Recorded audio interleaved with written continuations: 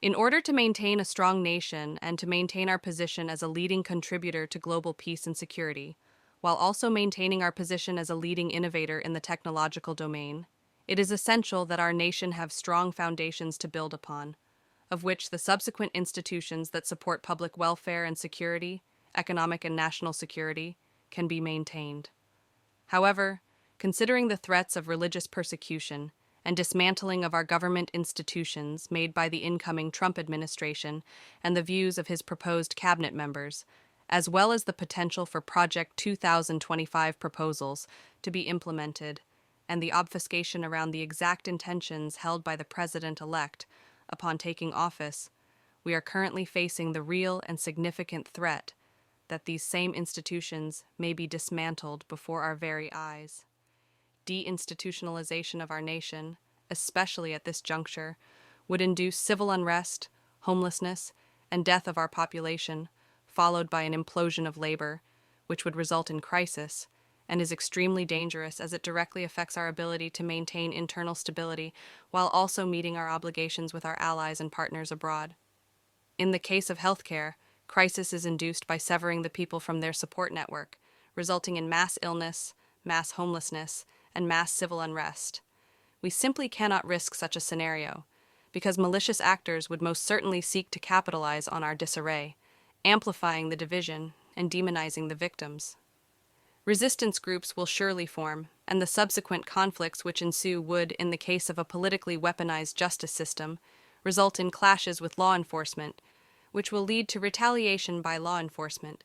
and responsive legislative action, effectively punishing the disenfranchised citizens literally just for being disenfranchised. For generations, ableism and pseudoscience has been weaponized against the public well-being through both the legacy media and social media platforms, quite largely in the 2000s form of disinformation toward the end goal of shifting public policy away from support for the aforementioned institutions and redirecting that support toward privatization. Today, everything from nation-state assets to independent antagonists to those who simply hold retrogressive positions on U.S. policy have a significant influence over the national debate on social media platforms, and so often result in direct influence over public policy. However, while we intend to uphold the principle of free speech granted to us by our nation's Constitution, we also have a duty to ensure the institutions which support our nation aren't compromised and remain vigilant in the face of both a crisis-induced, disinformation-fueled mass hysteria as we experienced during the COVID-19 pandemic, and changes in the administrative body which would dismantle these institutions while providing no equitable and socially viable alternative. The impact of deinstitutionalization on the United States will have not only a disastrous effect on our nation, but also most of the world, which is why inflation, while being dangerous for us, is particularly dangerous for nations with significantly smaller GDP.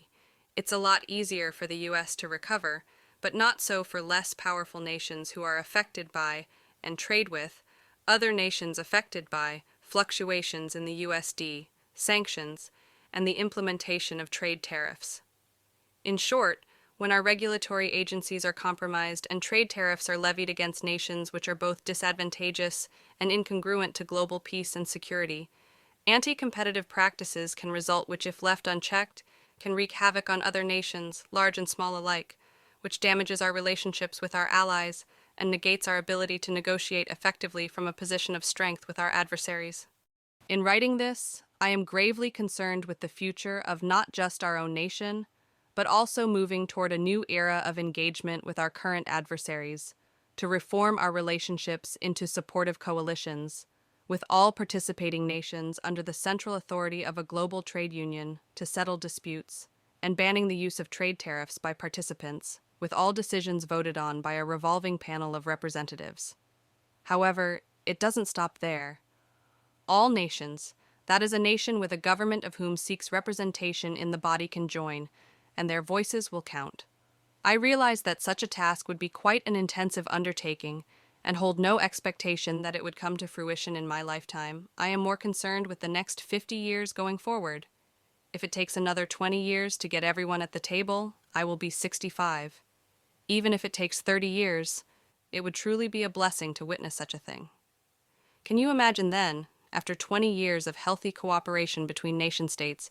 it would be an especially advantageous security policy to deter anti-competitive behavior while also working toward the synchronization of global non-proliferation initiatives.